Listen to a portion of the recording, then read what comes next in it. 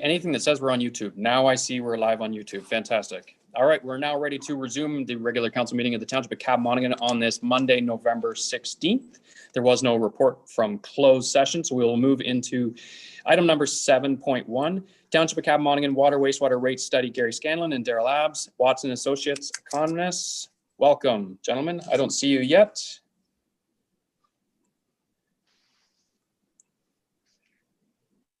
I Just see. brought them both in. Yeah. Very good. Okay, Gary is unmuted. I don't see his picture. Pleasure to be with you again. Sorry. Very good. Daryl, is Daryl here? I see he's connected, but he's muted and there's no picture. He's all right? Daryl? I think he's here now. Okay. I'm not sure if we can hear him. Sorry, Daryl, can you just speak? If you have no sound.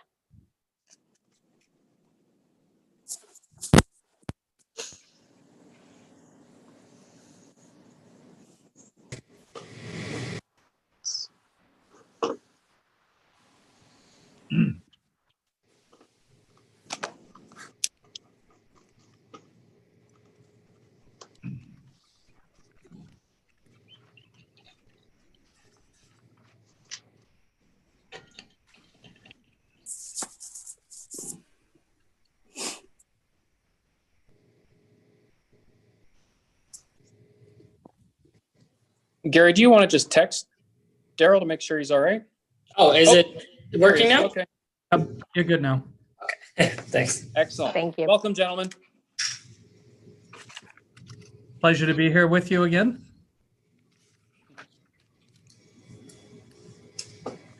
So we're happy to provide a presentation. I think Alana's got has control of it. I would think. Cindy has control. that If or you let her Cindy, know when one or to the other. move, she'll go through for you. Okay, Cindy has control. So I don't know if there's any introductory comments by the treasurer, or whether you'd like me to jump right in. Ms. Pope? Thank you, Council. I don't have any introductory comments. We do have a report coming up under Section 11 reports, but please welcome Gary and Daryl, both to present the water and wastewater rate study for Council today. Okay. Well, that was a brief intro, but it's a pleasure to be with you again today. So we thought we would step you through the updated calculations with respect to the water and the wastewater rates. As we've done in the past, we'll cover the number of customers and consumption levels that you've been experiencing. We'll talk about the capital program, operating budget, and obviously as part of that, the financing of the capital, which will involve development charges, debt, and reserve fund balances. So as we go through, we'll touch on each of these items. Next slide. We've been through historically, the legislation that's been put in place, which all municipalities in Ontario need to follow.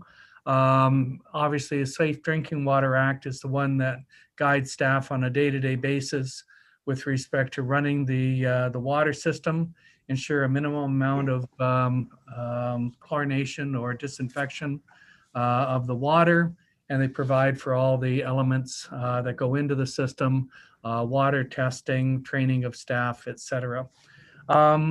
We will be preparing, once we have council's blessing and direction.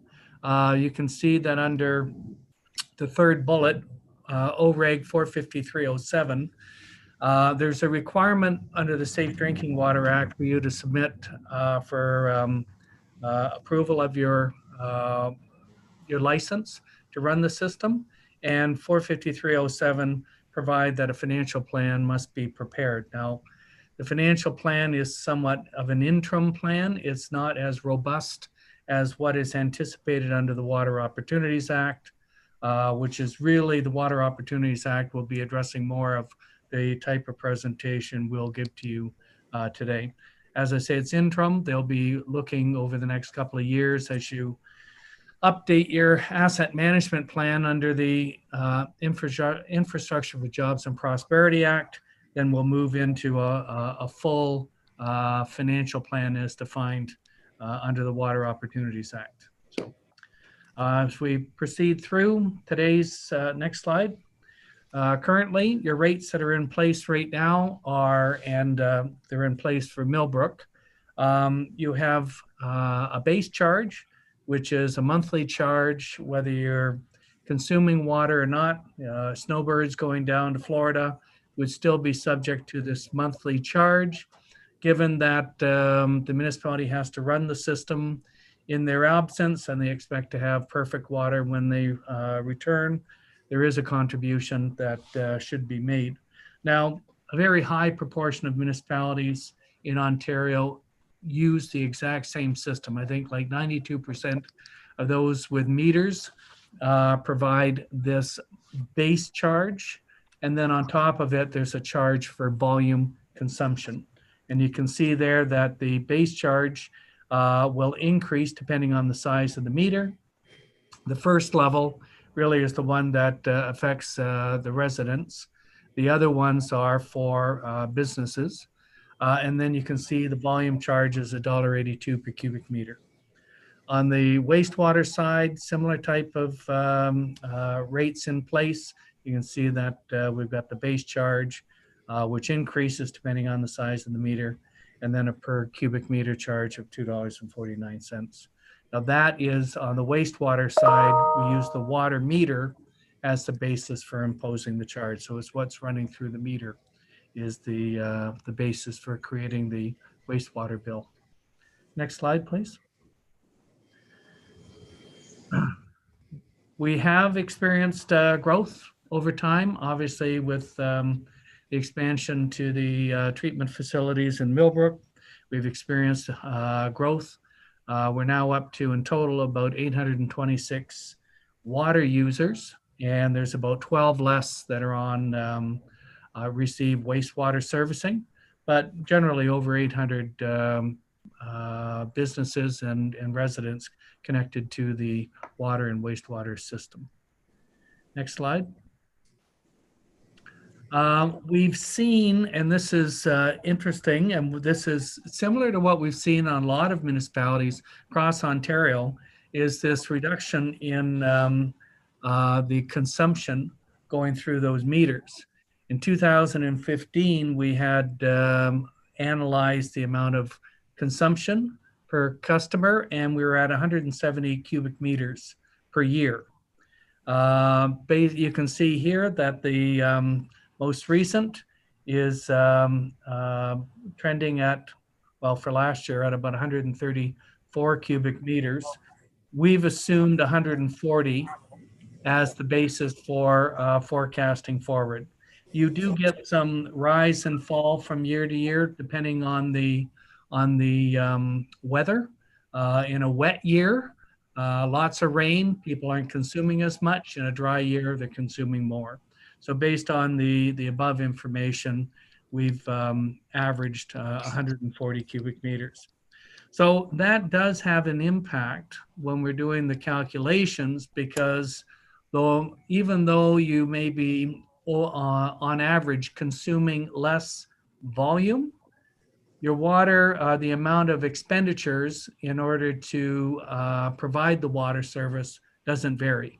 It doesn't vary very much. Normally the elements that vary is probably hydro, and because you're pumping less into the system, and chemicals, because you're using less chemicals to disinfect the water. Other than that, you have basically the same expenditures to run the system. So very highly fixed costs in the system. So with that, as we decrease the volume consumption, that means the volume rates actually go up. And the water bill basically, to some extent, stays somewhat fixed. As we go down to the next slide, please. We've looked at forecasting out into the future. This is the similar process that we've done in the past. Obviously, as you have more users onto the system, there's more individuals paying into the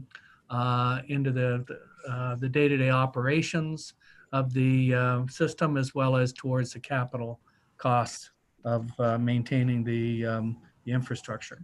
So we've at the end of 2020, we had about 826 customers. We expect to have some new growth during the year, so that we'd be perceiving in total about 851 customers. And you can see as we move out through over time, the number of new customers will continue to increase. Now that'll help in keeping the overall water bills down, because there's more customers that are paying into the system. You can see below that we've got the associated water volumes. You can see the first couple of lines, that's the existing level. We've got the bulk water, so the water suppliers to the rural areas, they're purchasing water, about 10,500 cubic meters. And then we've got new growth coming on stream over time. On the wastewater side, very similar type of, which is the next slide, very similar forecast. Next slide, please. There we go. But you can see slightly less numbers because we have about a dozen less customers in the system. Next slide. Capital infrastructure. So there's a couple of different drivers. The capital infrastructure is basically either building new infrastructure to accommodate additional growth. So those new customers coming on need to be able to hook into the system. So the municipality must make expenditures to assist in that. As well, as the system ages, you need to invest in replacing the water main, or as the pumps wear out, replacing the pumps in the system. So there is a 10-year capital plan that we've developed in conjunction with staff. Next slide. On the water side, you can see that in total, we're about $4.1 million. A large portion of that, over $3 million, relates to basically replacements or upgrades of the existing system. The system is dates back a number of years, back to the mid 1970s for the water system as well as the wastewater system. So we're now 50 years down the road, and you need to start to address some investments in that infrastructure. So as you can see, 75% of the expenditures relate to the existing system. On the next slide is the wastewater side. You can see we've got in total about $3.1 million. Only about $550,000 of that relates to replacement of the existing. The residual is really looking to expand the system for future growth. Next slide, please. Not a lot of magic in funding sources for the infrastructure. We may, from time to time, have an opportunity to receive grants from the province and from the federal government. We are hopeful that with COVID, that there'll be some type of program that they'll come up with. Historically, if you recall, when we had a recession or an economic downturn in around 2008 to 2012, the province and the feds had a stimulus fund called Build Canada. There has been some discussion. I've seen with the federal government some discussion on developing a similar program, but at this particular point, no details have been made available. So without external money coming in, we have to rely on our own financial resources. Development charges are an external source, actually. That's the developers within the community contributing towards the new growth system through development charges. So that will assist significantly in funding the system. But the non-growth side, you either are generating the money from the rates, or you're pulling money from reserves, or issuing debt. In this particular case, we've tried to minimize the level of debt. So we're trying to balance between reserve transfers and which is basically recovering the money from the rates. Next slide, please. Starting right now, our reserve fund balances, you can see we've got a positive water capital reserve, about 1.4 million, but we are negative 358,000. So we're starting off with a negative in water, and then you can see we've got a sizable amount of investment that'll have to be made both on the water side and the wastewater side. So the capital reserve funds are an area that we've paid particular attention to, and I'll talk about it a little bit later. The capital reserve for wastewater is in almost $1 million. So our starting balance with that is reasonable. Next slide. So in funding the capital program, you can see that the requirements for growth are almost $1.1 million from development charge for water and about 2.7 million for wastewater. The rest we need to generate from, as I've noted, wastewater reserves or water reserves. Next slide, please. When we talked about the capital program and the infrastructure, you can see that both the water and the wastewater system are, the oldest components of it are about 50 years old. To replace the existing water system is over $15 million, and it's about 36 million with the wastewater infrastructure. If you look at that on a per customer basis, it's about $17,000 per customer to get the water into the residence, and about $40,000 in infrastructure to get the water out and to treat it. So it's fairly expensive on a per customer basis to invest and to run the system. Obviously, as we have more and more customers, there'll be added customers to help contribute towards this. Hopefully that'll bring the per capita investment down on a per customer basis. Next slide. This just gives you the details of that infrastructure. You can see predominantly on the water side, 2/3 of the infrastructure cost is the water mains. And that's the one where we were saying we need to replace about $3 million in mains or address the situation. So that's about 30% of the mains being addressed over the next 10 years. And then the residual is other components of the inventory. On the wastewater side, you can see that the largest component is the wastewater facilities, but about $13 million in the mains. So what we've included in the capital forecast is about $900,000, about $4.2 million in expenditures. And as I say, we'll look to how to address that in a minute. Next slide. Gary, if you go back to that slide, at the bottom of that slide was numbers on the investment per customer. But those numbers are different from the previous page. Is it just that the number of customers has changed between the slides, or are the numbers not comparable? I think what we've done, I apologize for that, we probably have used the beginning part of the forecast versus what our projection is towards the end. So we've used two different numbers, Okay. two different customer numbers. I apologize for that. But you can see it's in the same order of magnitude. Yes. When we take a look at the replacement cost, this just gives you, this is solely on age. This has nothing to do with performance. But if we look at the age of the infrastructure and when, based on age, that infrastructure should be replaced, it gives you, we can see that in the shorter term, there is expenditures of a couple of $1 million that are needed, but over the longer terms when the big investment is. However, that doesn't necessarily define performance. Performance is defined by how many water main breaks we have.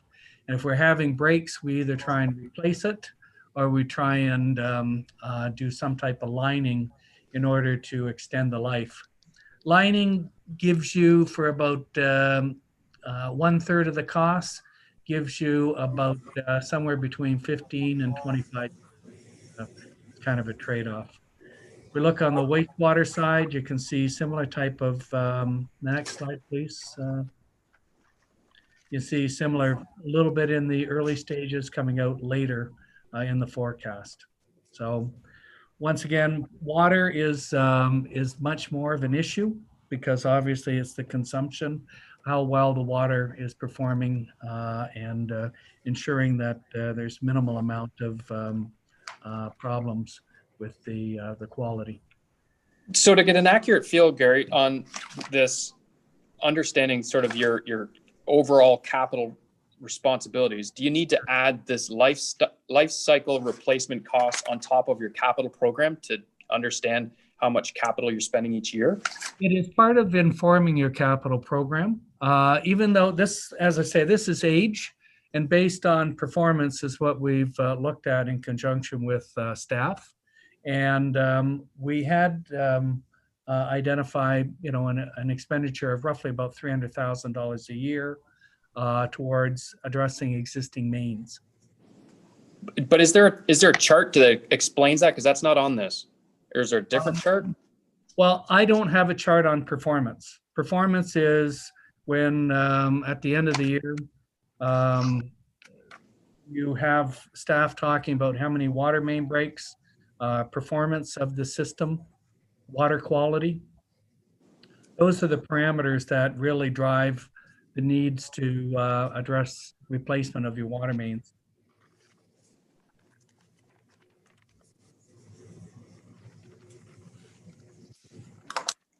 So I don't have the performance data. All I have is the age. So. But isn't all of that cumulatively required in order to establish this budget? It's based on the judgment of staff in looking at all considerations of the performance of the system. If you're finding significant in the older part of the community, you're finding water main breaks on the rise, and a lot of the system is built of the same materials. Depending on the time horizon when it was constructed, there are similarities in the types of materials that have been built. If you're experiencing those breaks or performance issues, which could be the water flows are being reduced because of crustation inside the pipes. If you have similar types of materials, that's where the judgment says, well, we're starting to have problems. We need to start addressing the infrastructure. So that comes from the performance that are observed from staff. So they're trying to look at what's been happening and be proactive in addressing the infrastructure needs.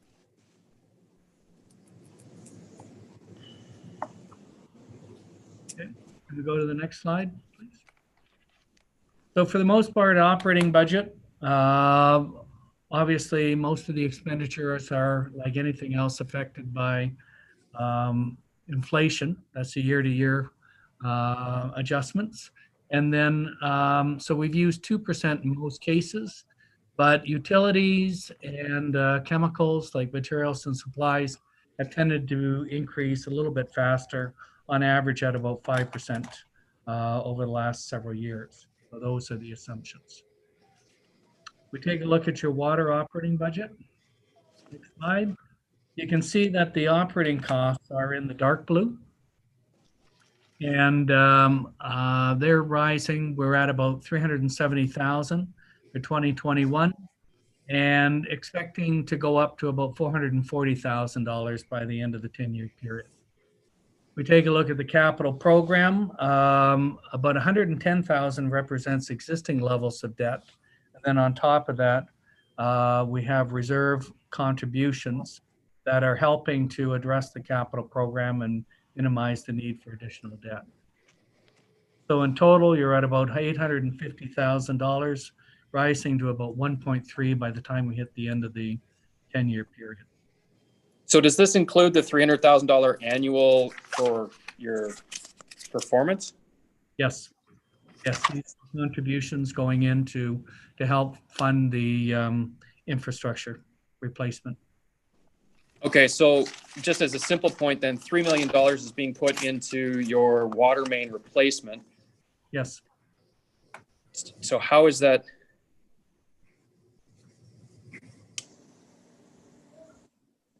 I'm not following. I don't see $300,000 per year because that's a capital expense. Yes. So it's not existing debt. It's not a reserve transfer. It is, well, it is, that's the operating budget part that's being transferred into your reserves. So that amount in your operating budget is a transfer into your capital reserve funds.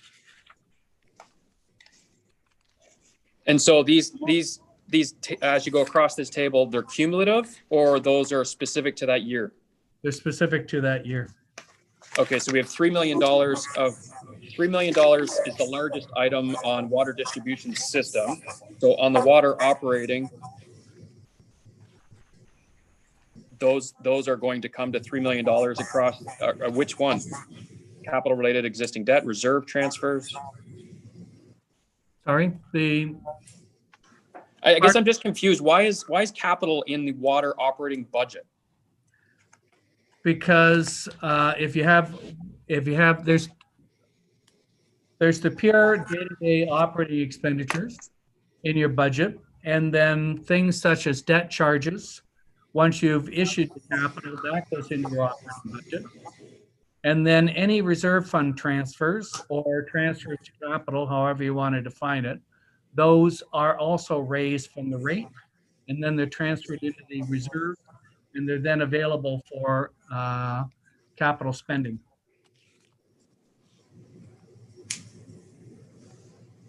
It's the way that your budget's set up. There's two components. One that's related to day-to-day operations. Another one which is related to your capital program.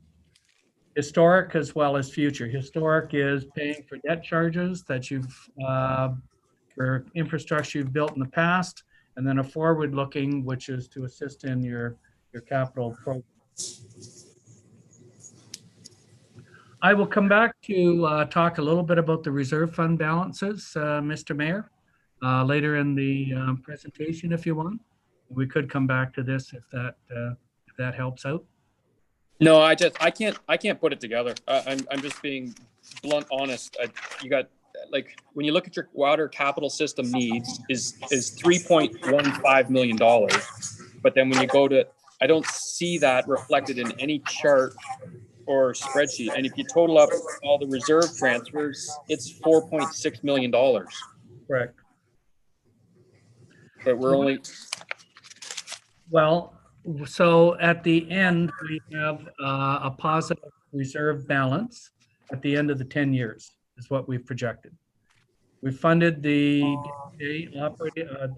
we've funded the $3.1 million, and we've also got some additional balances in the reserve at the end of 10 years. So that's what this is providing for.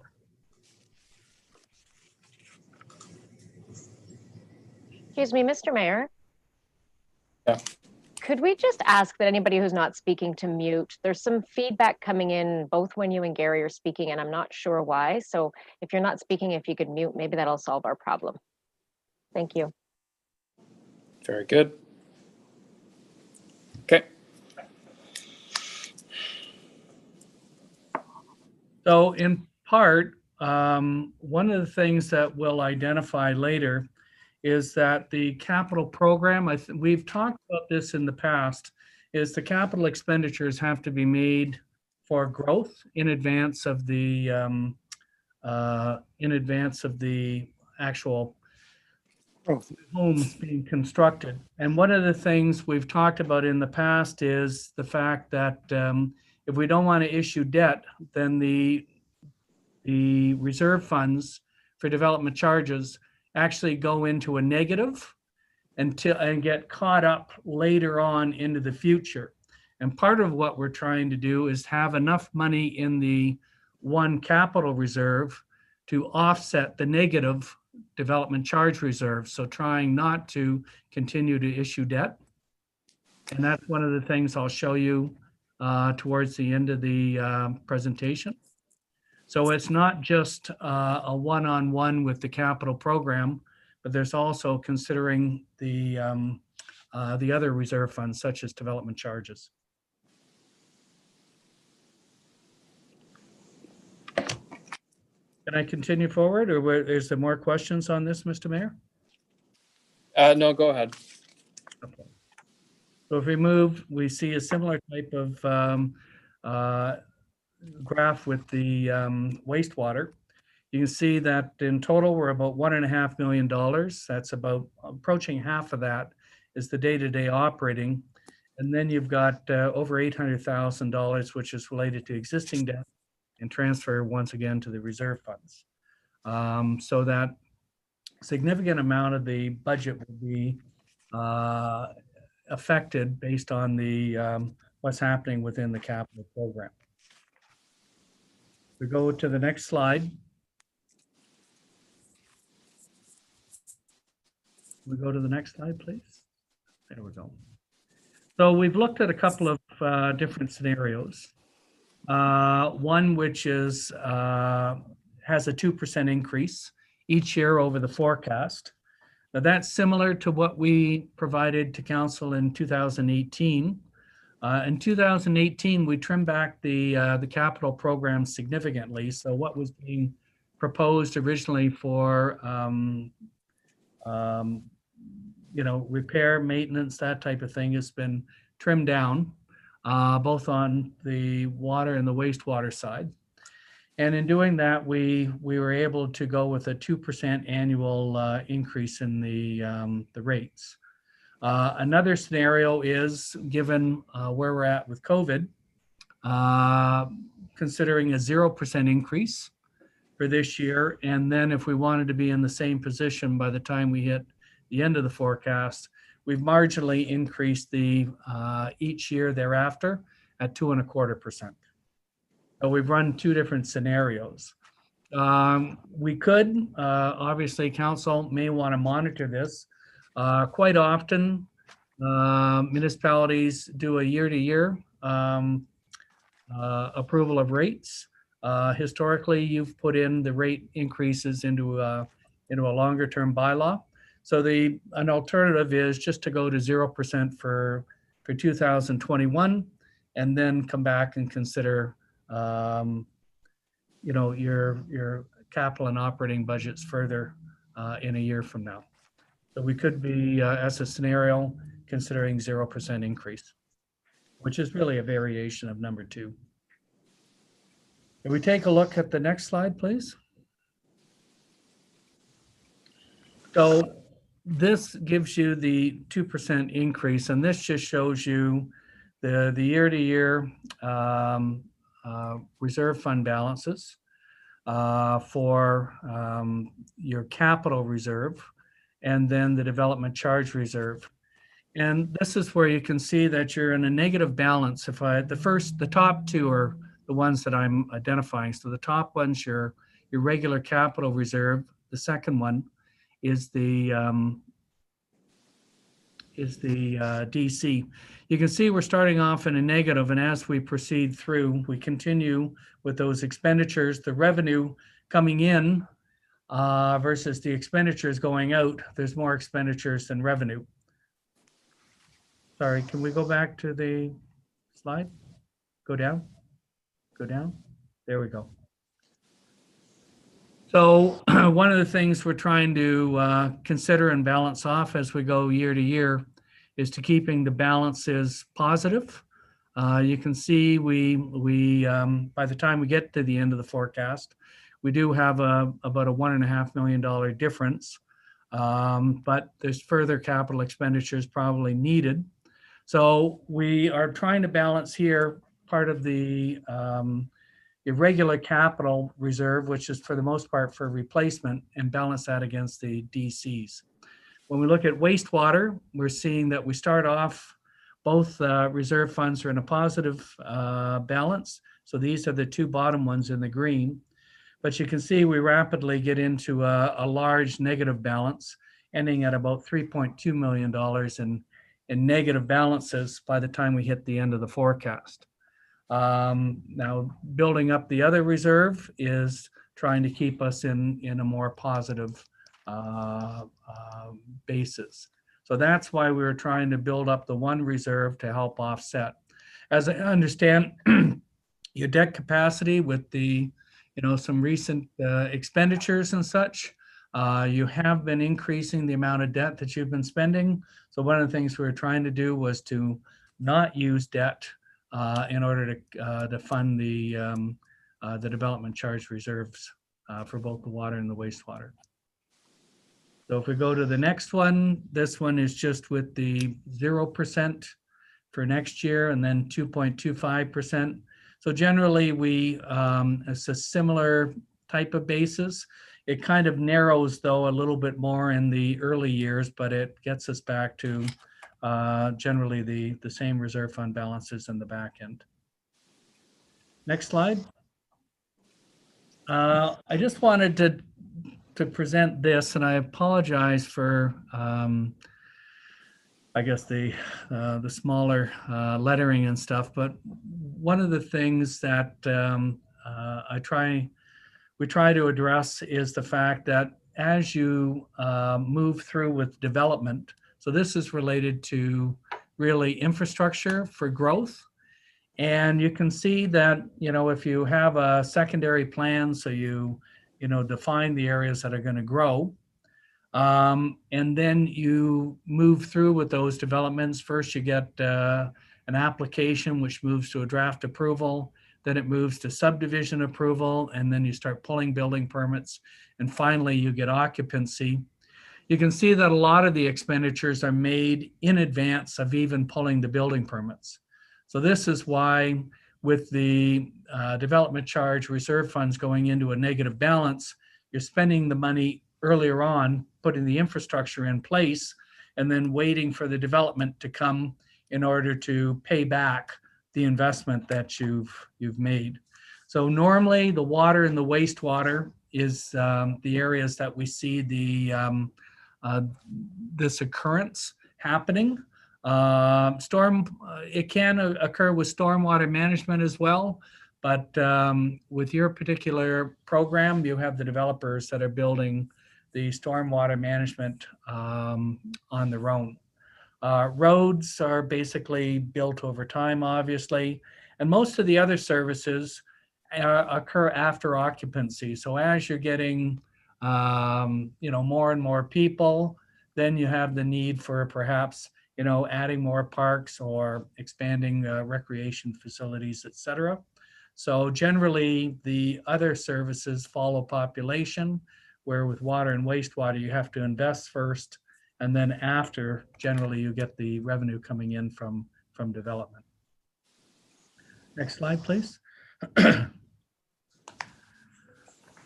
Some of the things, we could do is to, while the water, the things that are affecting the reserves, obviously, is the deficit position for growth-related expenditures.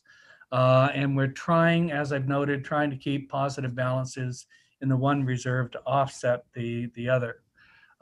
When we take a look at the total position, the reserves, so both water and wastewater, if we combine them and try and look at them,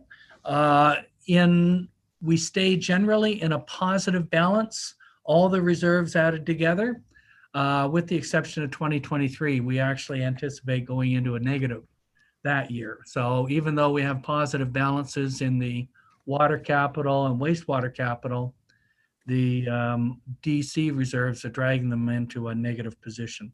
So early on, we have some factors that are going to affect your reserve fund balances, and then we'll build them back up afterwards. Next slide.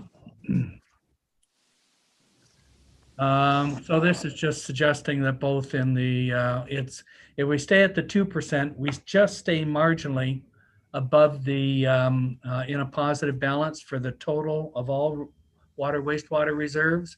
If we go to 0%, will drop into a small negative for 2023. So, next slide, please. Just looking at the average bill, the difference between the 0% and the 2.25%. If we go to 2021, the top one is the 2%.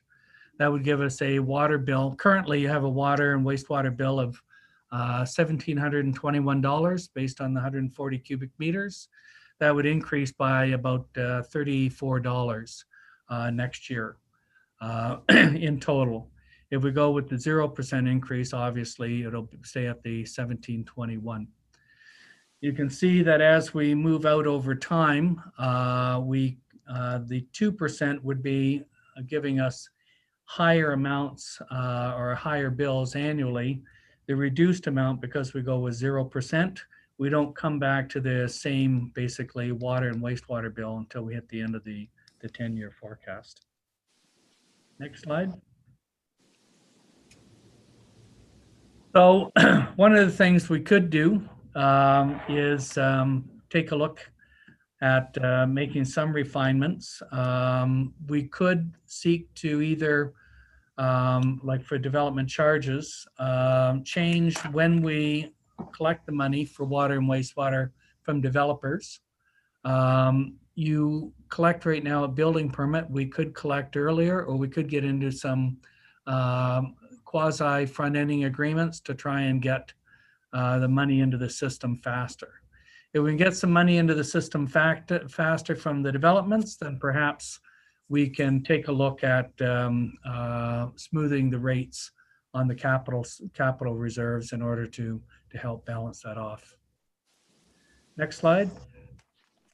Looking at the, so this is a comparison of water bills in other areas.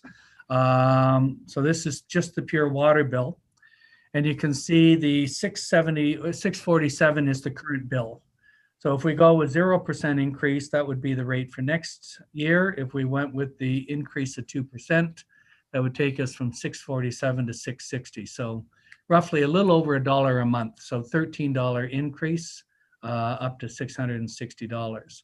So you can see for the most part, you're in the midpoint of for the water side of it with other municipalities in the area. If we take a look at your wastewater bill, you can see that that's the driver. That's the one that puts us at the higher end. And currently it's at $1,074 for 140 cubic meters. And if we go with 0% increase, it would obviously stay at that rate. If we went with the 2%, that would take us add an extra $22 a year, roughly a little over $1.50 a month, or $1.75 a month. You can see that your charges are higher than your neighboring municipalities. If we look at it on a combined basis, next slide, please. You can see once again you're at the higher end, but it's obviously the wastewater side that's driving the bills to be higher than your neighbors. Next slide just is a sample water bill. This is basically a bill, but we do it for 2 months. So you bill every 2 months instead of many municipalities do it on a monthly basis. So first half of the bill is on those fixed charges, the base charge, and then the second half of it's based on the volume consumption. Next slide.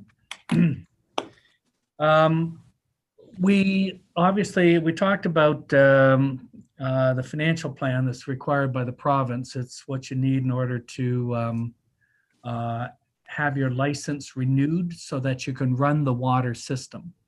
So that arising from whatever direction we get from council with respect to the water rates, we can then finalize the preparation of the financial plan. Now, the financial plan as it stands right now under this regulation is more of a financial statement format.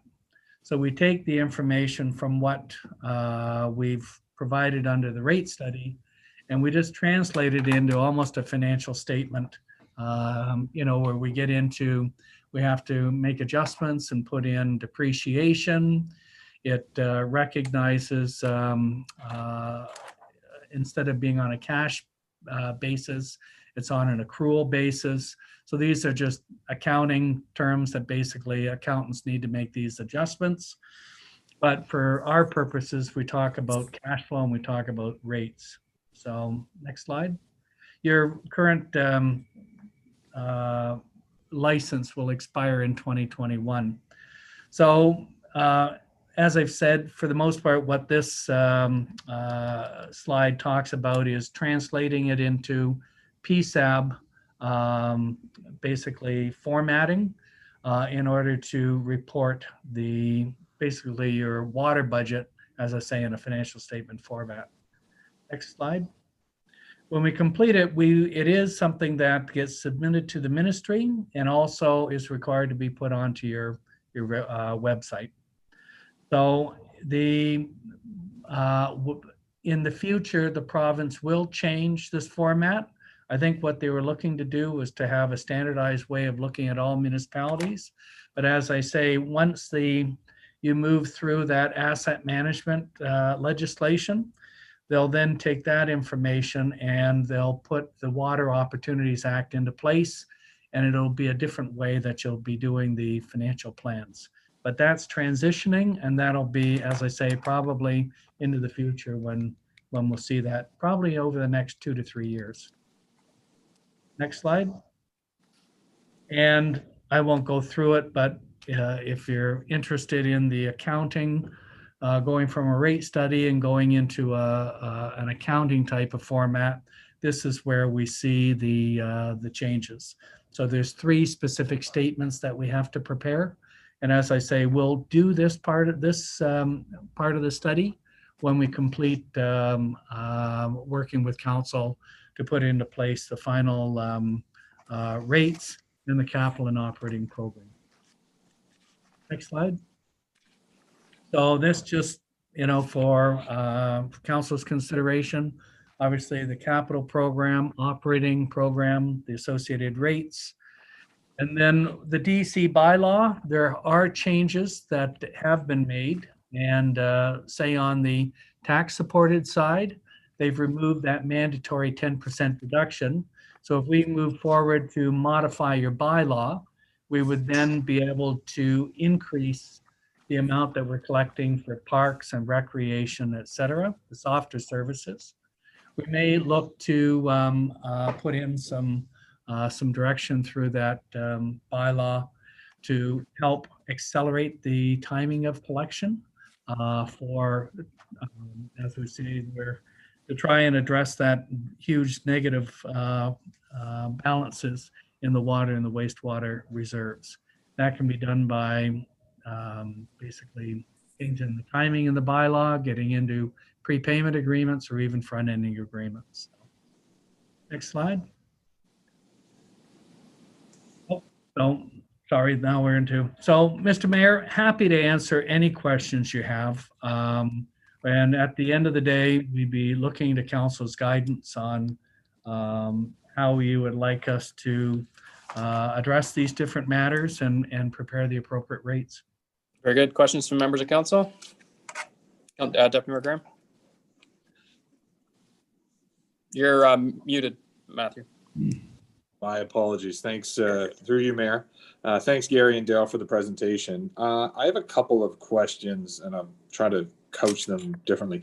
The one was just a comment. I know when I was comparing the 2015 document, the one thing I just, I'm always trying to sort of come up with ways to make some of our documents a bit more digestible for the general public. I think it's a bit confusing structuring them on a monthly basis when our billing cycle's on a bi-monthly basis, or sorry, on a every other monthly basis. I know in the 2015 document, that's how they were coached. So just to take that as a grain of salt, as a preference thing. I think it's we want to make sure that people can understand and follow along as best as possible, because I think when we take, and there was discussion in a previous iteration about 143 being a monthly average cost. Well, that doesn't really equate to people when they're paying, when the average actual bill on the cycle is closer to 286, right? So just for that sake, it's just a point of comment that I wanted to make. My other comment that I'll go to next is with regards to the water mains in general, as they're captured both in this report and maybe this is more of a question for Mr. Hancock. So when I look at the 2015 document as identifying this $2 million worth of investment into water mains in the capital program, okay, that was on pace to be done up prior to 2021, which is, you know, sort of where we're immediately looking forward into now. And so now when we're about to commence those works, it seems as though that same work is now going to cost us an additional $1 million than what was previously identified. As it's now identified as a budget item for $3 million for the same, what I'm assuming is the same, those previously identified investments. The other thing that sort of, I'm going to double down on water mains here, so try to bear with me, is that now, you know, with the 200 additional units, speaking generalities, with the 200 additional units or houses on the system, now our total cost from replacement from a water main standpoint has grown from 200, from about $2 million or so, $2.7 million to over 10. So I'm just trying to follow up. What seems to be, is that just due to the amount of increase in water mains in this newer development or in our current infrastructure that we now have? Or, and then I guess my first question is, what is the explanation for the variance in the $1 million for these water mains to be identified as capital works to be done now that we're getting to that work? Because and also when I go back to page 20 in the report, it would be my understanding that I don't believe the majority of those water main works were done or have commenced being done as of yet, but they're not, I don't see them showing up in the coming years as investments in the capital plan that's outlined in page 20. I don't see that expenditure. I see it again forecast, and I think it's 2050 if I'm on the right page, but I'm not seeing it in the upcoming years. So I'll leave you with those sort of the water main queries, and then I probably will have other ones later. Gary, maybe I could offer a couple of comments here just on the capital program, just to and I'll use some examples, but let me start off by saying that the water program is, first of all, we started in 2015 and we did an update in 2018, and we stripped away a lot of the water program. The sanitary sewer program, we continued on with the relining program. We've eliminated a lot of the needs with the sewer. But with the water main, we reduced, and I'll give you an example. The one project that we have tabled for next year is Main Street reconstruction. We've had it on the books for 1 or 2 years. It calls that we don't need to do the sanitary sewer because it's being relined, but we have to do the water main if we want to replace the old main in that area. We have allowed, there's a section, I'll give you a second example. There's a section of water main on Tupper Street, or on King Street, that runs from Tupper through to the top of the east end. And we've been waiting, I think we were waiting in a period of time to do that along with the county. Right now, it looks like we'd have to do that stretch of water main on our own, which means that you're into what's referred to as trench restoration. So your costs are much higher. If we wait and we can do that, we just take our chances on the breaks that might occur on that system on the east end.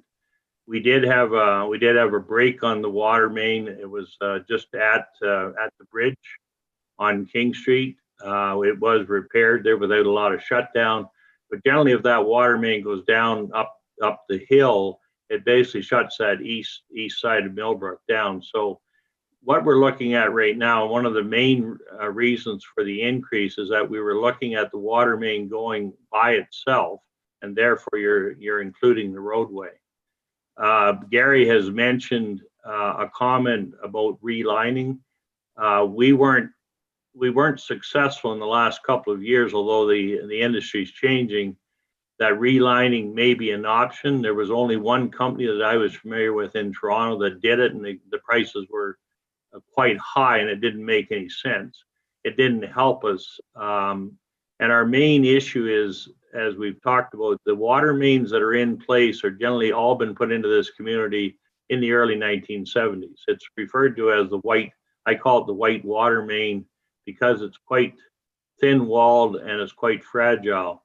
So we've gone through a process of trying to look at it and basically say, if you want to look at your water mains, and I use Main Street as one, that is a project I think that we were hoping to get some funding from the provincial and federal government, may or may not.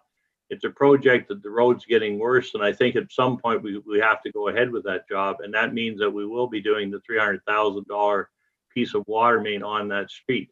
Beyond that, if council says let's not bite off that big a chunk in a capital program, and that becomes a financial consideration, then you basically look at your capital program and you say, I want to reduce that. I don't want to put that type of money into the ground over the next 10 years. I want to look at 150,000 to 200,000, because there is, you can do water mains in stretches. You're only going from intersection to intersection. So you can reduce that if you want. If you wait until the street is to be redone, as an example, and I'm not sure, the county does not have a time I set aside right now for King Street. I would say that one is probably one that we're going to have to go with, and we're going to have to bite the bullet on restoring the roadway as we put the water main in. So there are a number of factors that have come into play that change over the 5 years. I don't know that, and there is an inflationary thing related to construction anyhow, but I'm not sure that that's, we did take the program, we had it in 2015, we stripped it to try and keep our program as thin as we could. Now we were back trying to add it back in. So that's where we are with the numbers. The 300,000 was a number projected forward saying, let's do a section of water main every year till we get this thing finished. The other thing that's coming into play, and it's kind of an interesting thing, we have in our asset replacement right now 50 years for water mains, and most after you get past putting in or replacing the older water mains, we could look at extending that lifetime of those water mains. Instead of 50, we might look at 80 years they're using. Some communities are using 80. Some have gone to 100 years just in order to extend the replacement asset. Doesn't have to happen right away, so it changes your financial story. But right now, we're dealing with a water main that I think is substandard to what I would consider is today, and it's one that probably needs some work on it. It really comes down to council what you want to look at in your 10-year capital program, though. That's really where we are. We're laying out $300,000 a year for the 10 years. If council said we can't afford that, we want to change that, then we would look at it and say, well, we have to cut it back. That's possible. Is there anything else, Gary, you want to offer there? No, that's exactly what you've described is the issues that we've talked about. We did trim back, number one, the costing for the infrastructure today versus what was in 2015 has been updated significantly. We were finding that the estimated replacement costs in the inventory were significantly low. Basically, they were just including the mains. They weren't including the cost to replace the mains, pull them out, and put in the new ones. So there was an adjustment in the value of the infrastructure to be more realistic on what you're experiencing, as Wayne's described. Number two, the type of water main that Wayne's describing, there are a lot of municipalities that some of these were basically put in as part of provincial programs back then. Mm-hmm. And they put in these very thin walled ones. They've almost been described as the thickness of those plastic pieces that you put on your curtain rod. And they don't perform very well over an extended period of time. So I have a lot of municipalities that are in that instance of trying to to deal with that. The longer you wait, it's at more risk. If you have to go in and do any type of adjustment to it, when you try and drill into them, they fracture. So you end up replacing a significant portion of it anyway. So it's to some extent a trade-off between, the recommendation to try and address this as best as possible over the next 10 years, or to slow down and just incur more risk. So. Deputy Mayor Graham? So just to follow up then, Gary, and just to highlight one of the things you mentioned. So the thing the biggest number that stands out to me most is the cost of replacement. The tremendous, like a 70% increase in the cost of replacement for our total water main value, based on, a 20% increase in the housing component to me. And that's where I'm just trying to follow. So if I follow what you said just then correctly in combination with Wayne, that is due to the fact that in the previous iterations of recognizing the cost of replacement, it was only in essence the hardware that was being forecast rather than the actual works and labor and et cetera, the actual facilitation of replacement, the actual work itself was being under recognized in the forecast. Right. Got it. Councillor Huntley? Through you, Chair. I guess, while we're tackling water mains, I'll throw my 2 cents in there as well. And I guess I'm struggling to see one, like the 3 million number, where it's coming from. And I know you have like the total value of the existing water infrastructure being in the $15 million mark. I mean, do we know how much of that is actually the water mains? Do we know how much we've replaced? How much is yet to be replaced? And where does the $3 million fit in there? I mean, if we're on a 50 or an 80 or 100-year cycle, and I know we've already replaced a fair number of them, asking us to put out, the 3 million for 10 years, I don't see it relevant to the bigger picture of it. Like, I know a 10-year view is good, but where are we in that whole replacement cycle that could be 50 or 80 years? I think through you to Councillor Huntley, Mr. Mayor.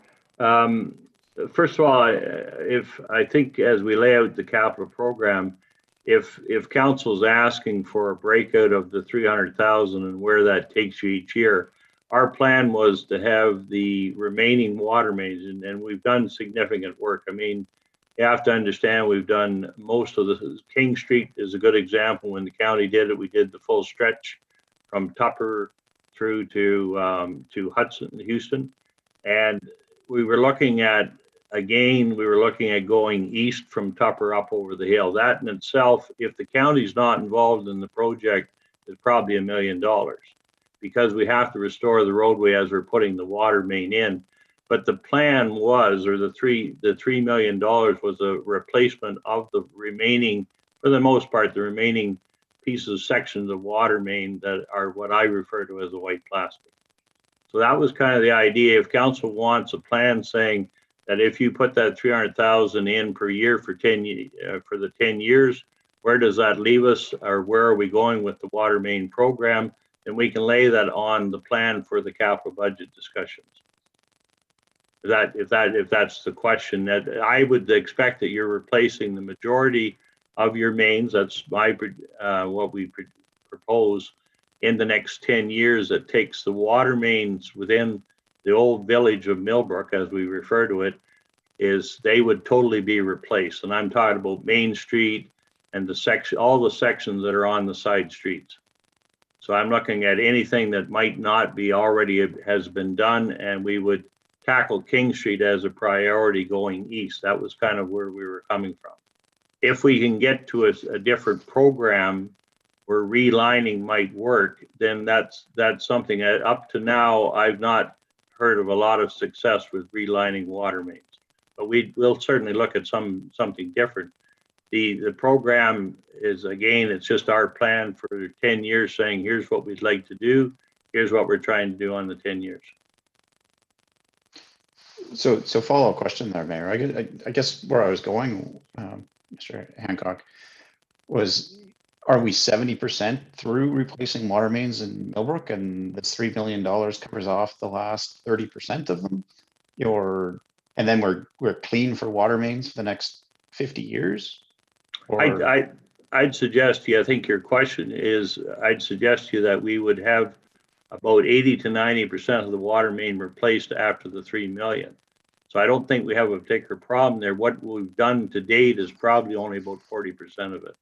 And I mean, I'd have to go back and just compare, you know, the different assets. But if I looked at the stretches that we've done already, I would say that we're probably only at around 40, and then we have these other ones that we are projecting. And I use Main Street as an example because the water main on Main Street has to run from King all the way to the end. And it itself is probably a $300,000 expenditure for the 1 year. And that's with the road being built.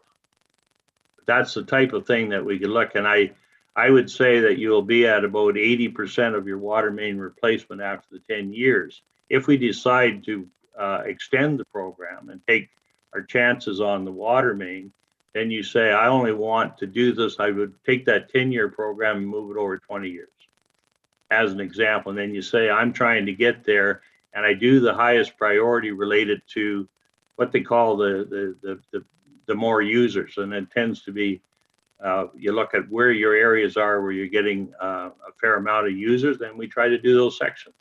Short sections, maybe like Bank Street and some of those other ones, not so critical. I mean, they're critical, but not from the point of number of users. So the follow-up question again, Mayor, is Mr. Hancock, like you've thrown out a lot of percents and a lot of timeframes and a lot of things, like having that all mapped out, I think would be a benefit to everybody to see. I agree. Where it is, when it is, and how much it is, right? Yeah, I think we can do that for you. Okay. I guess the second question on water mains, if you may, Mayor, was you said that the cost to actually replace them was not included in the original budget, but is that already our operating staff's budget that would be replacing them, or do we bring in external resources that we have to pay for that? Like, is that money that's already captured elsewhere that we're now piling into water and wastewater? I'm not sure if I got the question there. Your question was whether or not, because of the change in the numbers, I had used the term, for example, on King Street, when we did the installation of the water main on King, we did it with the county. So we had them do the road works above a new water main. If we were doing King Street now, there is no program coming forward, no road program for the county. So that means that we have to do road restoration. So one of the major implications to the water main replacement program is, can you have that road done through another scenario or at the same time? And if the county brought a program in saying, let's redo King Street from Tupper through to the top of the hill, as an example, say they wanted to redo the urban stretch of it, then I would say that's a great opportunity, and we would piggyback with them, and then our water main cost becomes substantially less. That I think is what Gary and I were touching on before. We were trying to include numbers that did not include road restoration. That almost doubles your water main figures. Does that make? Hopefully, I'm giving you. Sorry, so through you, Mayor, yeah, that makes sense. But I guess, Mr. Scanlon, what's standard practice? Like, is the actual road work on top of a water main part of the water and wastewater budget, or would that be part of a public works budget? It does vary. I mean, if you're going in to do replace the water main, sometimes it's just, a third to half of the road gets reinstated. If the road is old enough and has and is not in its best shape, then you may move towards complete road restoration. But at a minimum, you've got to cut at least a third of the road open in order to pull the water main out and put it in. Those costs are normally quite often associated with the water main. If there's no complete road replacement, then it's all associated with either the water main or the sewer, whichever one you're replacing. Okay, thank you. You're on mute, Mayor. Thanks. Sorry, Councillor Huntley. Kimberly, can you provide some explanation? Sorry, I can't see everybody here, but Yvette's been very patient somewhere. I don't see her. Kimberly, over to you. Thank you, Mayor. I just thought that was a great explanation from both Wayne and Gary with regards to the program and answering some of those questions. I was just going back to some of the earlier questions that the mayor had regarding the reserve funds. So if we're okay to segue into that section, I'm wondering if we could just go back to Gary's Watson Associate report. Their page number is page 22. And the type, that's, yeah, you just went past it. It's 22 on his report. Yeah, 22, please. That's 22, Kimberly. On okay, his yeah, let me, 23? it's the one that says reserve fund balances. Go down a little bit more. There it is. Thank you very much.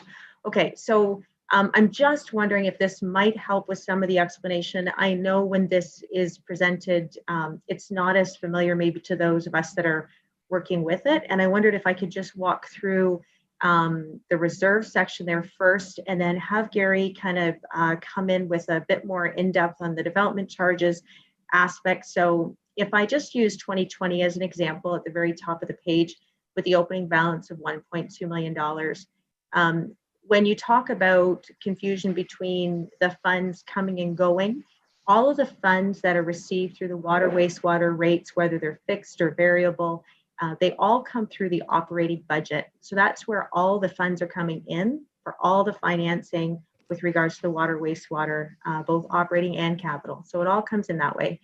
So in 2020, there was an estimate that we would bring in order to afford both the operating and the capital plan that's in place, an additional $343,925. So when you look at those two numbers added together, they're coming into the reserve. Then the next number down, although it doesn't say negative, what you're doing there is you're taking now from the reserve and you're transferring that out to capital or to operating. So the $230,000, it's not related to development charges or the growth related portion of any type of capital program. And therefore we have to pull from our water reserves for water specific assets that have to be replaced for $230,000. So that brings the value down to $1,358,192. Then you add the interest at the end of the year. Those two added together bring you your opening balance for 2021. So this is bringing in the funds through the water wastewater user rates from operating at $343,000, but transferring out $230,000 towards the capital program. However, the picture's not complete there because you have to look at the wastewater reserve below in the same format.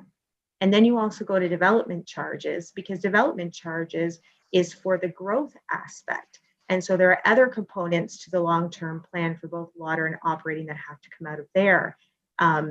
So I'm just wondering if there's some confusion, and maybe even Gary, if you feel the need to bring council into the actual report aspect that gives the greater details to walk them through, because I hear them talking about this $3 million or the water mains and where can they see them. And I know you have them in the capital, but you're pulling the funds from a portion from water reserves, a portion from DCs to pay for these aspects. And I don't think they're trying to, I keep hearing, we can't see it, we can't follow it. I think that's the missing piece perhaps, Gary, and I don't know if you have a slide below in the actual main part of the report or a better way to explain that. And that's sort of what I'm hearing in the conversations here so far this morning, or this afternoon. Would you like me to pull up the details of the capital program and then the operating? I think so. And I think if we could follow through even Mayor McFadden's example, I believe, and correct me if I'm wrong, Mayor, but I believe there was a $3 million figure and you were trying to see where is that capital finance and how that's flowing through these numbers. It was towards the beginning. Just give me a moment. Daryl, do you have the report open? I believe the report is part of the agenda. Okay, but do you have it open? Yep, I have it open. Because maybe if you pull it and then I can, and go to the appendix C. And Cindy, if you want to take council to the same page, it's attached as attachment to the report. It's the final report from Watson Associates should be the first attachment. Sorry, Mr. Scanlon, are you looking specifically for Appendix C? Appendix C, please. So it's page 167, Cindy.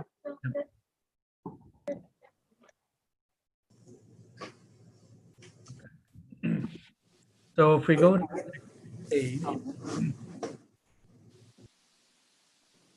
can you go down one? All right. So this was the capital program, and this is in uninflated dollars. So when we were presenting that, it was in today's dollars because that's the costing estimates for today. So you can see on the top, we had the water main replacements, and you can see roughly 300,000 a year, and the well replacement, the well and pump replacement, and then studies, and then the growth related costs. We then take from this and we've inflated these because obviously every year tender prices tend to go up. So if we go to the next page, you can see that $3 million, if we inflate it, we're up to $3.33 million. And the entire, where we had in its entirety $4.1 million as the budget, when we inflate it, is now approaching 4.6 million, 4.55 million. You can see that the funding that we have, the growth-related funding, is almost $1.1 million. So that is where the above where it says expenditures, the growth-related, the capital financing, the development charges are going towards funding that growth. And then the water reserve is where we're drawing the money to pay for the water distribution system above. Okay, so that is the financing, the capital budget financing, DCs, and then the water reserves. If we go to the next page, this is just part of the model. You can see that we've not debentured anything. If we debenture something here, as soon as we make the assumption that you're debenturing it, it drops down into your operating budget because it's your operating where you budget for that expenditure every year. So we haven't debentured.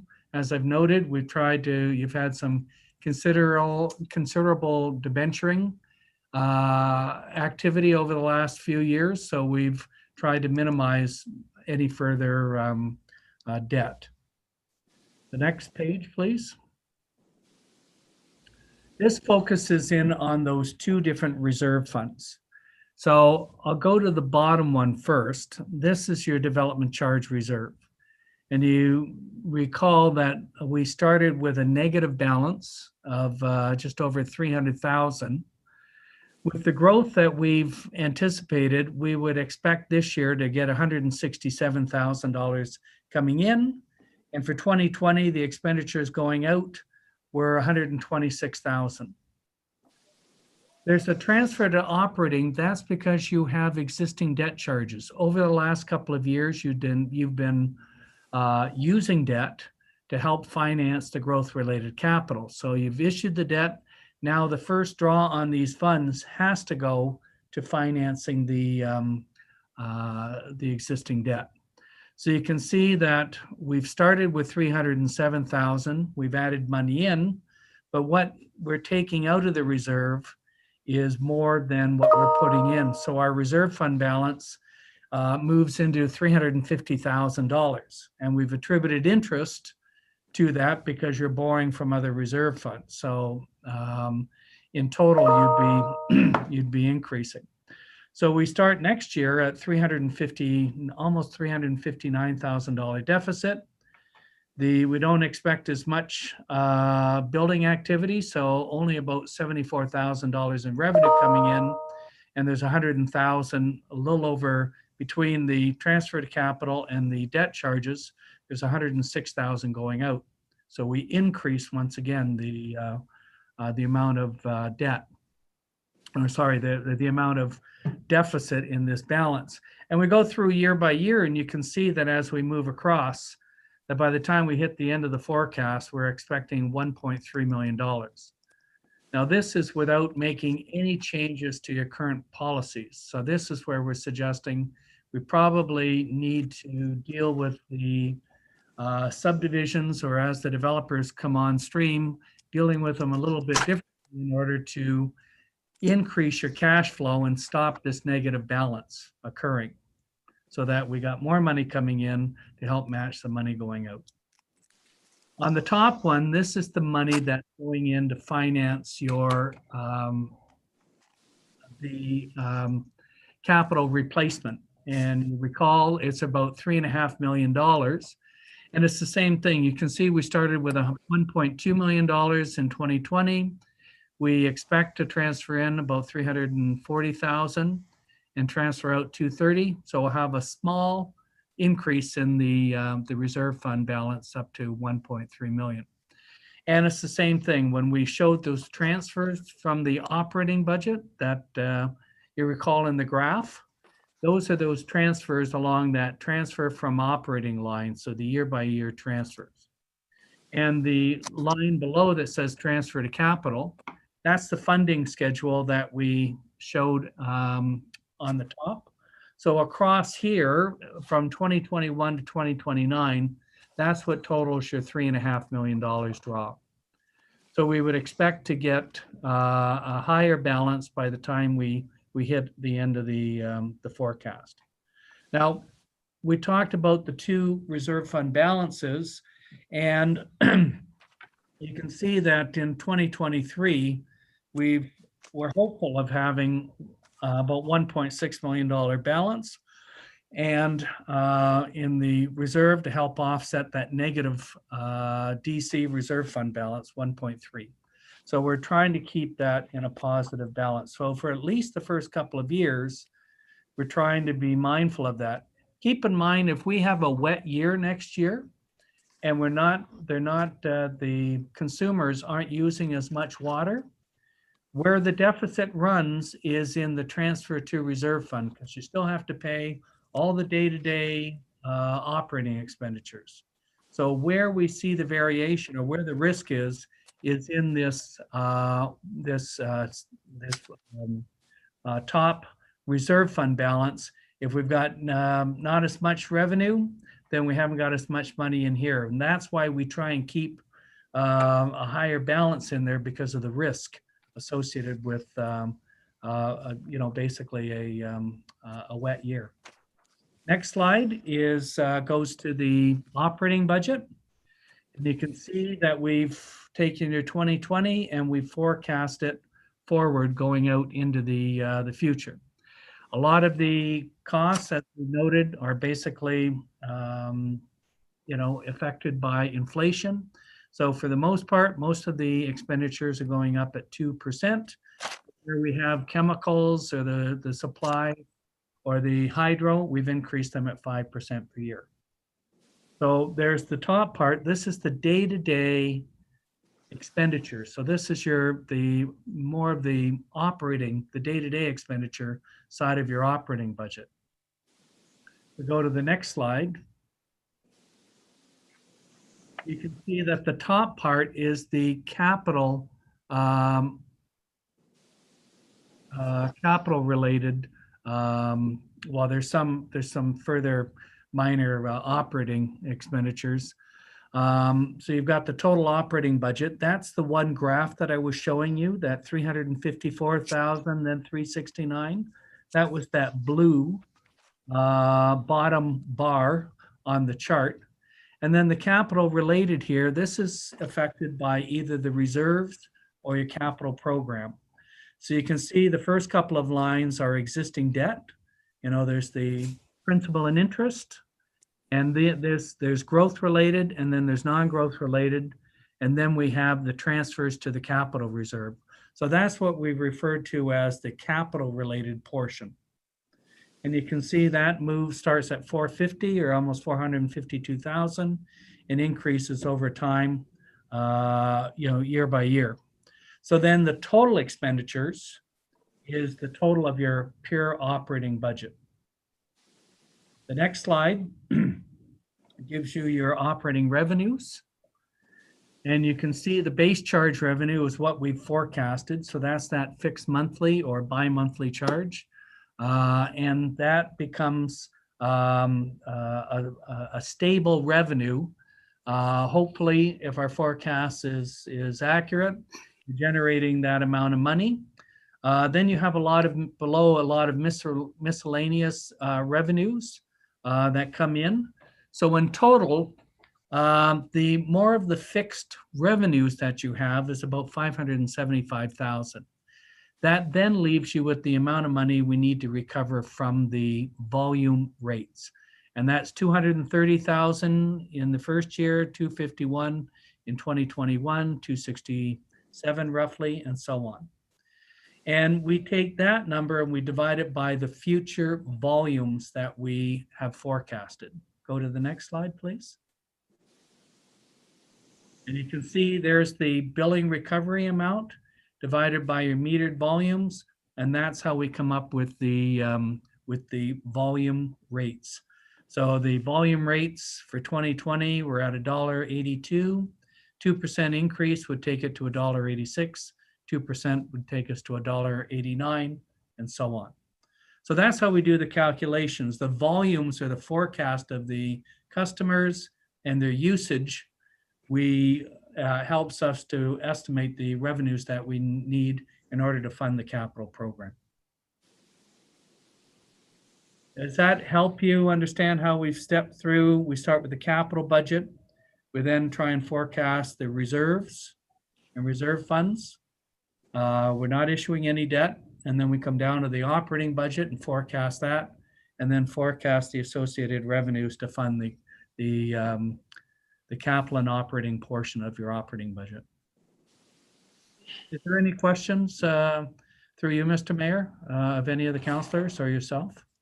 So our development charges balance for both the water and the wastewater. Are they where we expect them to be?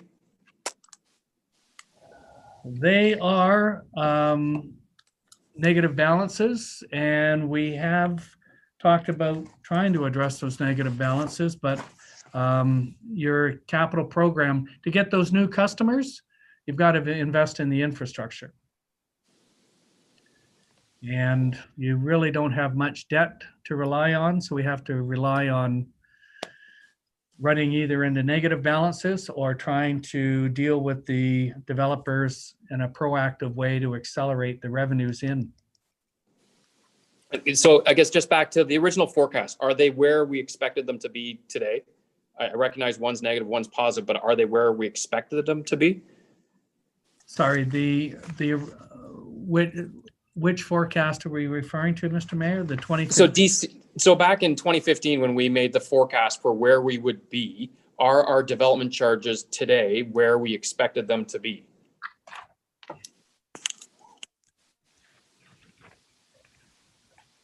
I don't see anything back in that at that time indicating where they should be at, but I know we're in the negatives, but I would expect, are we where we think we should have been? I think, Gary, we did a crunch there, base comparing what we had projected versus what we had. I think that was with you and Daryl there. Yeah.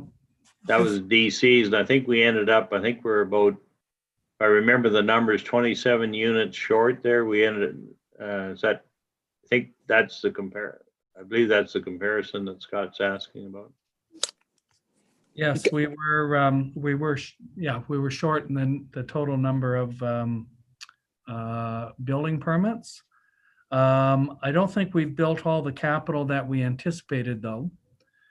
So we expected to be in the range of a $600,000 deficit, and we're at a $350,000 deficit rate now for water. And we expect it to be in a positive balance for wastewater of about 100,000. And we're at a positive balance at 370, a positive balance of about 464 by the end of the year. Okay, good. So we're beyond where we expected to be. Yeah, we haven't, there's some of the capital that we haven't built. We haven't got as many building permits, so it's less revenue, but we haven't built some of the infrastructure. So we're still in a net better position than we projected. Sorry, I was going back. I wasn't referring to the capital that we were putting in. My question is literally just related to the DC. So if I take a look at it, based on the numbers for water, we're exactly 851, which if you went back to 2015 is exactly 851. So we're bang on that number. So therefore, given that we've changed our development charges and increased them over that time, I would expect that the amount that we've raised for development charges over that amount of time would be higher than what we'd forecasted, because we've got an increase in our DCs relative to the fact that we've got the exact number that we said we would have. On the wastewater side, I believe we're 3 or 4 short. Ms. Pope could correct me. But again, we've increased the DCs over that same period of time. So I would expect that our actual revenues that are coming in are ballpark where we forecasted. For you, Mr. Mayor, I do know that I guess it depends what numbers we're looking at. For total number of customers, if we started from 2015, we are short by 27 from last time to this time. I'm looking at page 6 of your slide presentation. Water customer forecast 2020 says 851 total. Right. And if you go back to the 2015 study, it indicates 851 exactly as well for forecast. All right. I haven't got that in front of me, but I believe you. So that would be that was on page 36, page 8 of that agenda. And in that one, it had, page 9. Yeah, so the forecast was 851. So the numbers are exactly the same. So from the forecasting, fantastic. And our DCs have increased over that time. So I would expect our DCs, I know we keep saying that we're in the negatives, our DCs are in better shape than we had expected, given that there should be additional revenues, regardless of how many projects we've done. We have a better balance. It's not with water, it's not as negative as we anticipated, and it's a little bit higher on the wastewater. Yep. Okay. And then, but the part that concerns me is when we originally did these studies, we were forecasting 170 cubic meters per customer. However, our average is about 140 or 142, whichever we wish to use. Yet in our original forecast from 2015, we were indicating, sorry, I'm just trying to find that one now. The rates were higher on both the fixed and on the flows, which would mean we're in a deficit based on the numbers that we're running. So the fixed now for water is 65.36. And sorry, I'm going back and forth whether that's monthly or bi-monthly. That is bi-monthly, 65.36. And the bi-monthly we're proposing forecasting was $90. So we're about 38% short on the fixed side.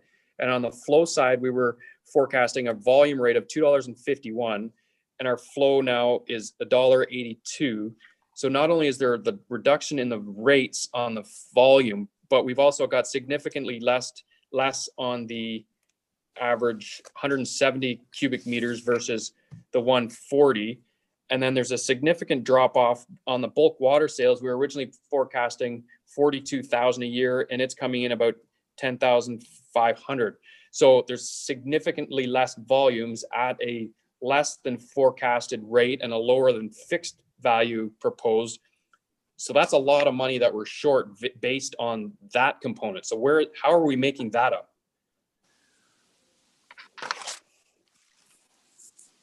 You recall we went from 2015 and then we went to 2018 and then we've gone to this study. So when we went to 2018, we significantly reduced the capital spending program. So Okay. part of that was to reduce the overall expenditures on the capital side. The operating budget is basically, we're almost bang on the water. We're off by about $30,000. And the wastewater side is significantly higher than what we originally forecast. But in 2015, we didn't have the treatment plant fully functional. So we were just taking an estimate of the costs. So on the operating side, there was that, and then it's cutting back the capital program is how we basically balance the budget. What is there for the volume consumption? I have to tell you that 140 is at the lower end. I have some clients that are running at 140 cubic meters, but you know, there seems to be a lot, and I guess it depends on the area, whatever. From 20 years ago, when I've been doing these water and wastewater studies well over 20 years. Historically, we used to see consumption going at 250 to 300 cubic meters a year. Over time, we've seen these drop, and that's because of the change in building code. So we have low flow toilets, we have low flow shower heads, changes in people are buying water conservation appliances, such as a dishwasher or a clothes washer, and people are having smaller lots, and people are just much more conscious of water conservation. That dropped from where we had 170, we looked at a 3-year average, as we've done this time around, and we used the 170. You've now dropped down to 140.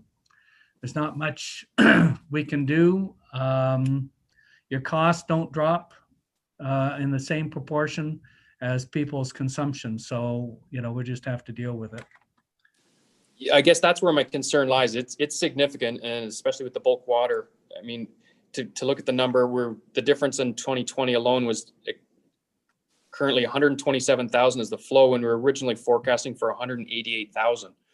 And so all of our numbers multipliers are lower. The forecast is significantly off, so that would suggest there's a huge deficit being built. So it's quite simply either improvement on operations to lower the costs or significant cutbacks on capital programs. It's really hard to get my head wrapped around this without a visual of seeing all the moving parts. You forgot, Mr. Mayor, to ask people to consume more water. So just a comment to you, Mr. Mayor, on the bulk water, just so we understand. The bulk water, first of all, we knew we were going to have some issues with it, and we weren't sure where it was going to end up, primarily because of the Kawartha Downs. It was our major user, and it even with, as we understand, with this COVID being in the country, in the world, we've not been able to, we don't have the water usage. So in this projection that Gary and Daryl have put together, we were trying to be conservative, and we've reduced those numbers to be, I think it was 10.5 across the line, if I remember Gary in the presentation. And that's primarily trying to take into account what's happening just with people using water that is a non-major user. So we don't have that marketplace that we had before, and that in itself has become a revenue problem, because we lost, we had significant $4 and some change per cubic meter there for Kawartha for bulk water. We don't have that coming in, so that became a hit to us on the water wastewater. I'm going to ask Kimberly also maybe to comment on the issue. We actually went to not only reducing the capital program, but we made some further changes in 2018 there, Kimberly. Sure. Thank you, Mr. Hancock. Just basically in summary, in 2015, the flows were about 170 cubic meters. In 2018, when it was revisited, we noticed that it was down to about 150 cubic meters. And as indicated again today, it's even down further at the 142 or 140 that we're averaging for the cubic meter. So absolutely, that does place pressure, because as per Gary's example, the final dollars are now being split amongst less flows. So obviously that increases our pressure in order to receive the revenues. But on top of that, if you remember back in 2015, the proposal on the table for 2016 to 2022 was that we would have increases of 20% in water and 15% in wastewater over that 5-year period. When this was revisited in 2018, after the increases were in for 2016, 17, and 18, council made the decision to freeze 2019 and 2020 and only apply 2% inflation only. So we did not capture in 2019, and we did not capture in 2020 the initial planned 20% increase for water and 15% for water wastewater on each of those years. However, again, as Gary and both Mr. Scanlon and Mr. Hancock have said, that we reduced our capital program, or there were certain mitigation measures why they could reduce the capital program. Now we're out at 2020 looking at another 5-year plan, knowing that we weren't able to bring in those revenues over the past 2 years because we're dealing with just the 2% inflation only, knowing that there's increased pressure because our flows have gone from 170 in a 5-year study before down to 140 where we're at now. And also recognizing COVID and all the other changes in the with the pandemic that are happening at this time, things are not as stable for evaluating and trying to estimate in the future. So there are many different additional pressures definitely that exist. Trying to communicate it in one page using 2 different reserves, using 2 different DC charges. I know this is a lot of information for council today. We're trying to do our best to try to explain it, but there are definitely pressures that exist, and they continue to exist. And if flows do continue to decrease, that will also add additional pressure as well over time.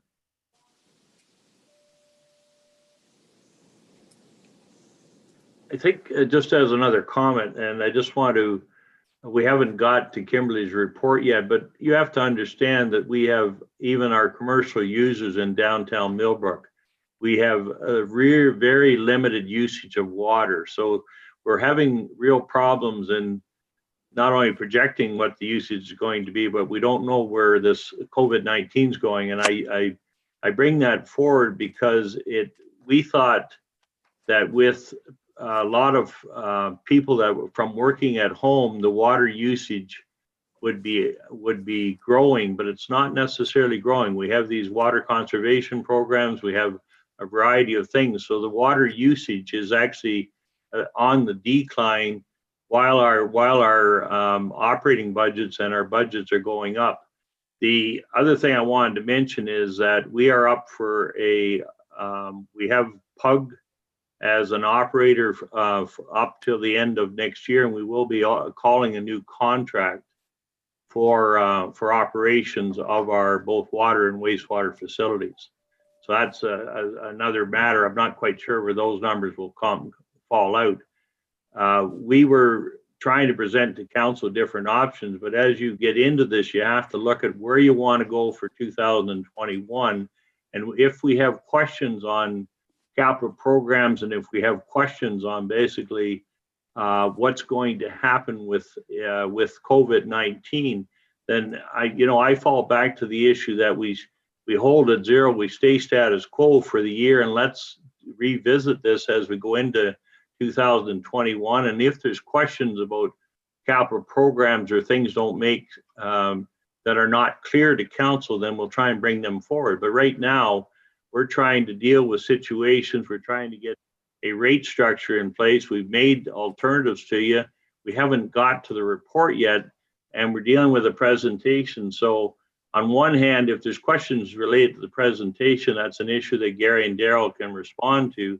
In the meantime, we have a lot of other factors coming into play with us that mean that we have to look at this again next year anyhow. So I think there's a variety of things, including as council has requested, a capital program with a plan that shows us what pieces are you proposing to do, and if that needs to be reduced, then we reduce it. That's the other part of the puzzle that's in this presentation.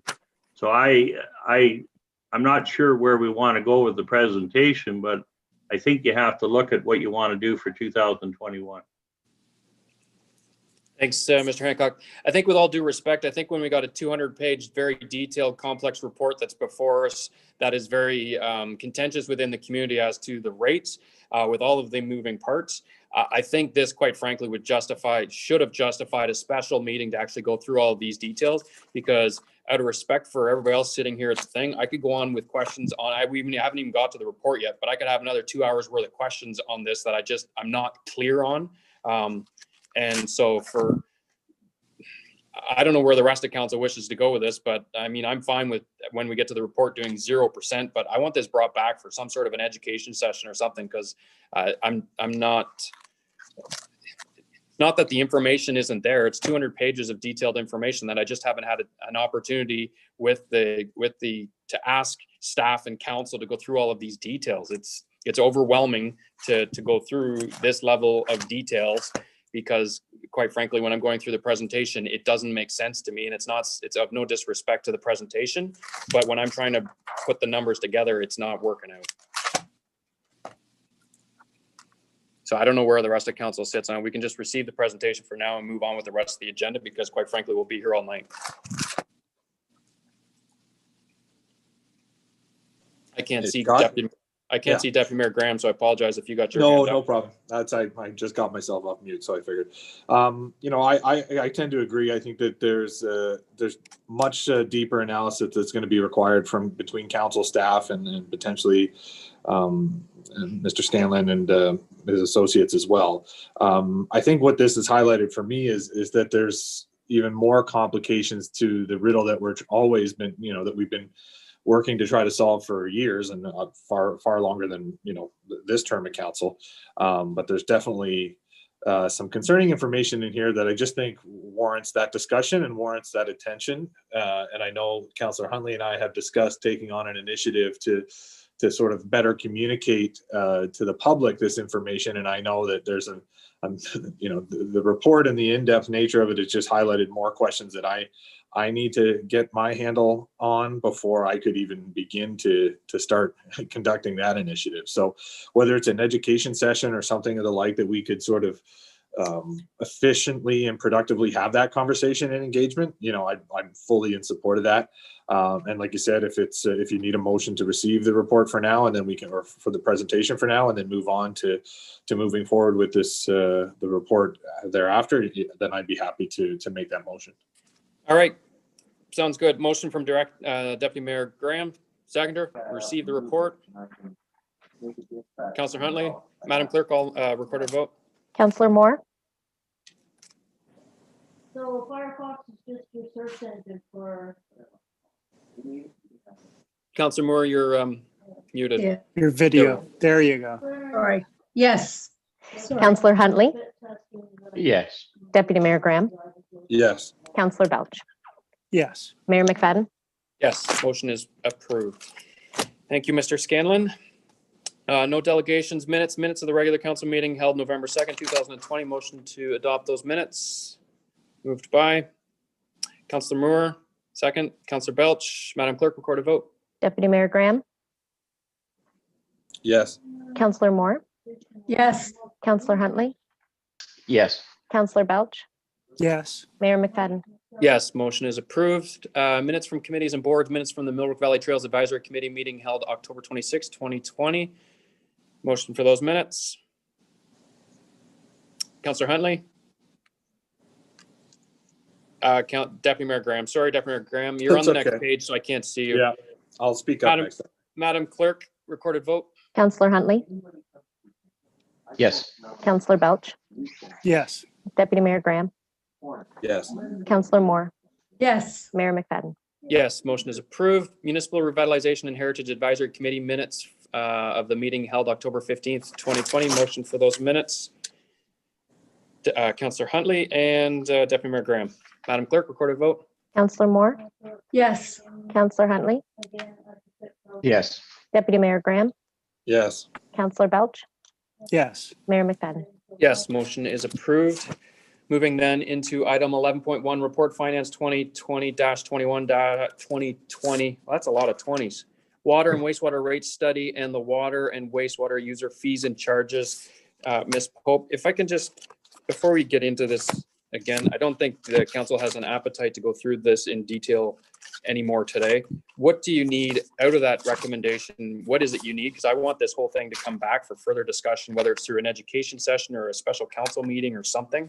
But I recognize there is a motion that you do require in order to set this rates. That is correct. Mayor McFadden, we're looking basically for at least one of the scenarios, and that's why scenario 3 was added to request of council, perhaps a 0% increase into 2021 that enables us to continue with the billing that's currently in place with no increase, and then providing time for such review as you've indicated, whether it be an information session or whatever it is that council deems necessary to make sure that you feel confident in the decision that you're making and you have the information presented to you in a way in which it's understandable and time to digest it.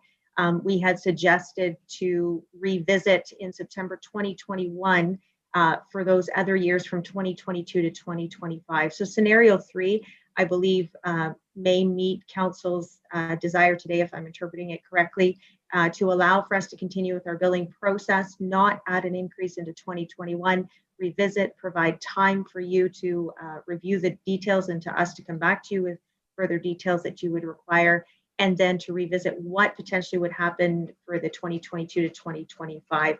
Because once we have the scenario selected, we can move forward because we do have to file our financial plan and we do need rates in place for January 1st of 2021. Okay, very good. I'm okay with that scenario 3 with all of those recommendations before us. The only addition I would like would be that this comes back, and I'm looking to council. How soon do you want this back? Do you want this back at a special meeting that's dedicated specifically to education on this, or do you want to do it at a council meeting, or do you want to do it in sooner, or do you want to do it in January? I'm flexible. I just know I want it coming back. Can't see you, Deputy Mayor Graham, but I can see the rest of you. What's your thoughts? Councillor Belch? I would go along with the scenario 3. Okay. When does everybody want to see it come back? Do you want a special meeting so that we can dig right into it and have time committed specifically to it? Sometime in early December. Councillor Moore? Well, I think Kimberly said she needed longer than that, didn't she? No, I just want an explanation of this report. So staff and Gary shouldn't require any further time. Okay. I think we would, sorry, pardon me, Councillor Moore, I don't mean to interrupt. I think we perhaps, if you gave us a general timeline of when you'd like to see it, if it is before the end of the year or early next year, we can coordinate with Watson Associates. They do have the background. I just don't know their personal schedules and what availability they have. Okay. Would council rather deal with it in this calendar year or push it off till January for a special meeting? Scott? Yeah, go ahead. Sorry, I can't see you. Yep. Go ahead. No problem. Through you, Mayor. I was going to pose the question to Yvette with regards to the timetable, what would be feasible and what would be the most. I mean, we're about to commence budget. We're about to, which is why we need that recommendation for 2021 now. We have another public meeting coming up that we've already added to the calendar this month. I'm just, we've given the direction for 2021 that is required at this point. I want the answers and to have this conversation as much as possible, but I am respectful of time and what's remotely feasible. I don't think there's tremendous urgency to do it this month or even next month necessarily, but as soon as feasible, as soon as relatively possible is obviously something that I'd like to hear from the CAO, what she thinks might be possible.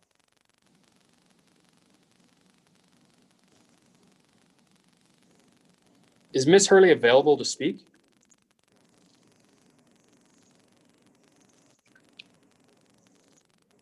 I see her there. Mr. Mayor, I can see her, but we can't hear her. Okay.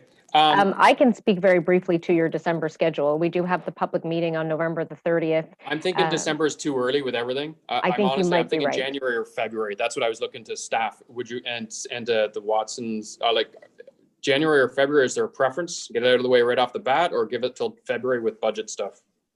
Because we're dealing with the budget meetings and the public meeting, it would be definitely beneficial to staff if it could be moved to February, but I respect whatever decision council makes and we'll make it work. Good. I'm fine with that. Clear the budget off by the beginning of February, and we could deal with this at the end of February as long as council is good with that. I am. Okay, so we'll just leave it open that we're looking for end of February, early March timeframe to bring this back. Councillor Huntley? It's through you, Chair. Yeah, I'm fine with February. I think that's a good idea. My only question is the September to bring back the COVID impact. Like why so late in the year? I think that's the equivalent of today, so it's actually earlier than normal. If I may, it's also to provide the information in advance of walking through the budget process. Normally we are collecting our data and starting that process in September every year, and then we come to council with those decisions. So it'll be good to have a preliminary understanding of where we're going with water, wastewater in advance, and if there are any cuts or changes or what have you. And then also we'll have the opportunity to look at the flows and what is currently happening in our environment with the pandemic. So it was trying to just kind of bring it in around the same time that we deal with all the budget information coming in around the same time. Okay. All right. Okay. Okay, so I got Yvette is indicating she'd prefer the end of January. Okay, so we'll leave it with staff without nailing down a date to coordinate, but we're looking end of January, beginning of February to be brought back with the discretion of staff. So with that, if council will indulge me, I've got the recommendation before us, and we'll just select scenario number 3 with the addition that there will be a special meeting to go through this specific presentation and report in late January, early February. Council okay? Mover? I'll make that motion. Okay, Deputy Mayor Graham, second. Was that Councillor Moore? Yes. Okay, Madam Clerk, recorded vote. Deputy Mayor Graham, Yes. Councillor Belch, Yes. Councillor Huntley, Yes. Councillor Moore, Yes. Mayor McFadden. Yes, motion is approved. Thank you, everybody. Thank you very much, Gary. That's a lot of information. We do appreciate it. It obviously took a lot of time to put this all together, and we are definitely looking forward to a dedicated meeting to have further the conversation, because there's certainly lots of information to go through. So once again, thank you, and to staff as well. There was a lot of work in that. Next item is 11.2 report planning 2020-42 Baxter Creek Golf Club Adult Lifestyle Community Municipal Servicing Agreement. Ms. Ellis? Mayor McFadden, members of council, planning report 2020-42 is before you today with the recommendation that council support in principle the requirement for a municipal servicing agreement for the water and sewage system associated with the development of a 49-unit adult lifestyle community in association with the Baxter Creek Golf Course. Very good. Questions from members of council? Okay, I've got everybody back on the screen. I can see each of you. Any questions from members of council? How long has this been through you, Mayor? How long has this been in the making? It's, as I recall, it was a long time ago that this was to come forward. Through you, Mayor McFadden, to members of council. So the residential component of the Baxter Creek Golf Course has apparently been talked about since before the development of the golf course. Yeah. We've been discussing it seriously probably over the last 5 or 6 years. The provincial planning framework, though, has changed so that there are limitations in terms of how recreational land uses can be developed with residential components. So with the most recent changes to the provincial planning framework, the door is open to slight crack. So the owners of the golf course have hired a planning consultant who is looking to justify the appropriateness of having an adult lifestyle residential community in association with the golf course. And they feel that they have the ability to open that crack wide enough to permit the township and the county to look at official plan and zoning bylaw amendments for this type of development. Having said that, the development will be on private services, And the township solicitor recommends that we do require a municipal servicing agreement. This is something that Cabinet Monaghan has not done before. So if council has no appetite for that, there's really no point in pursuing the justification and the submission of planning applications. However, should council support in principle, the work can carry on, and we'll see if we can see how things roll out in terms of the official plan and zoning bylaw amendment applications. Very good. Questions from members of council? Councillor Huntley. So through you, Chair, to Miss Ellis. So is my understanding of this, the like a water and sewage system is that the private property would construct it, adhere to all the regulations that are out there, and at the same time have to have some sort of bond with the township in case there was a financial failure on their part, and we would have to step in. Is that kind of how this crack that you're describing, how it's laid out? Yeah, so the municipal responsibility agreement will require the property owners to enter into the agreement and provide security so that they do maintain and operate the system in accordance with all the proper licensing, et cetera. To be honest, we did discuss at the last pre-consultation meeting how the development would actually move forward. Like, would it be a plan of condominium or not?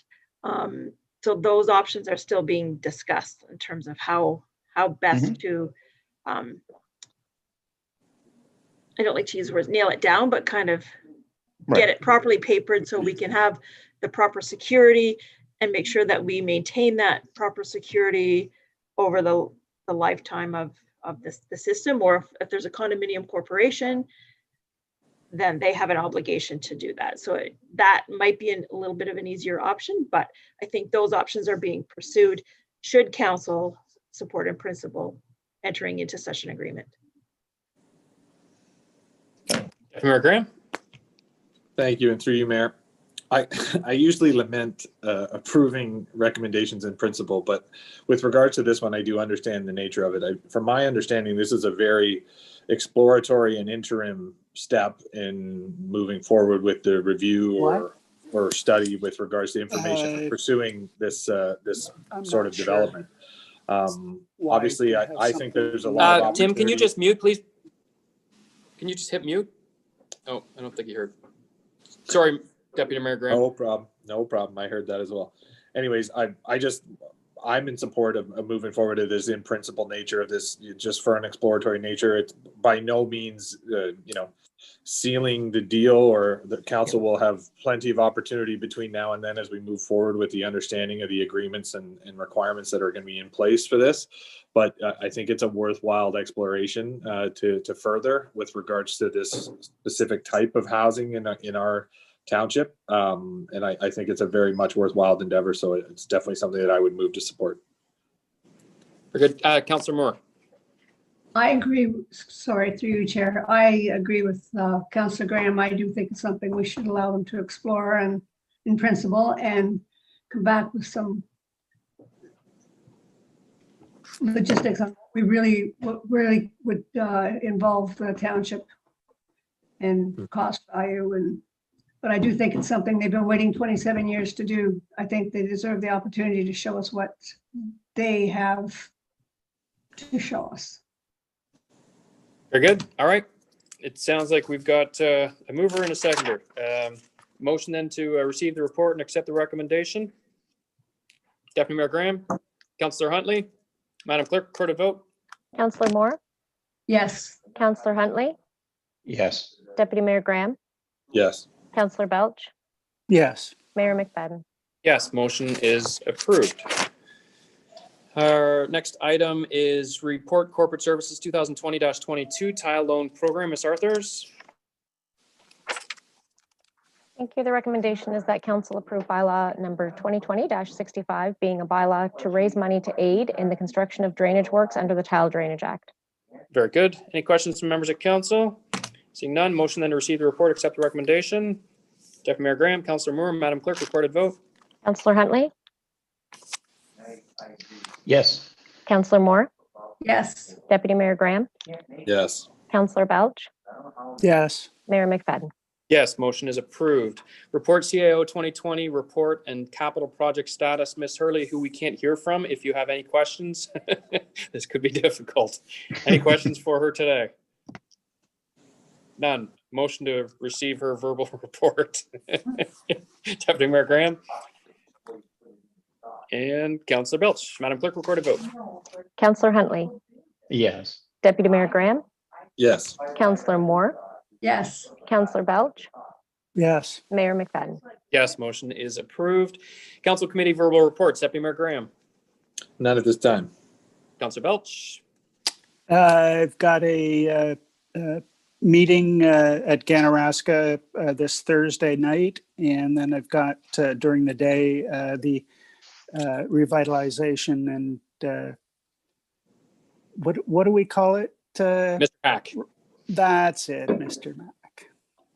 Okay, Hack. so I'll have it for the next meeting as far as Fantastic. anything to report. All right. Councillor Moore Nothing at this time. and Councillor Huntley. Nothing at this time. Very good. Motion to receive nothing. Deputy Mayor Graham and Councillor Huntley. Madam Clerk, record a vote. Councillor Belch. Yes. Councillor Moore. Yes. Councillor Huntley. Yes. Deputy Mayor Graham. Yes. Mayor McFadden. Yes, motion is approved. There is no general business, no correspondence for information, correspondence for action, municipal delegation at Roma 2021 conference. I don't know that we have anything ready yet for it. Nope. And we can, what's the final date? Sorry, I don't have it in front of me. What was the final date that we can submit those? November 30th. Oh, there you go. Did it on screen. Perfect. November 30th. Okay. Moving into bylaws then, bylaw number 2020-65 being a bylaw to raise money to aid in the construction of drainage works under the Tile Drainage Act, and bylaw number 2020-66 being a bylaw to impose and consolidate water and wastewater user fees and charges be read a first, second, third time, signed by the mayor and the clerk, and the corporate seal attached thereto. Moved by Deputy Mayor Graham, seconded by Councillor Huntley. Madam Clerk, record a vote. Councillor Moore. Yes. Councillor Huntley. Yes. Deputy Mayor Graham. Yes. Councillor Belch. Yes. Mayor McFadden. Yes, motion is approved. There is no unfinished business. Any notices of motion? Seeing none. Confirming bylaw being bylaw number 2020-67 being a bylaw to confirm the proceedings of the meeting held November 16th, 2020 be read a first, second, third time, signed by the mayor and the clerk, and the corporate seal attached thereto. Moved by Councillor Belch. Is that your hand up? And seconder, Councillor Moore. Madam Clerk, record a vote. Councillor Belch. Yes. Councillor Moore. Yes. Deputy Mayor Graham. Yes. Councillor Huntley. Yes. Mayor McFadden. Yes, motion is approved. Motion to adjourn. Councillor Huntley, Councillor Moore.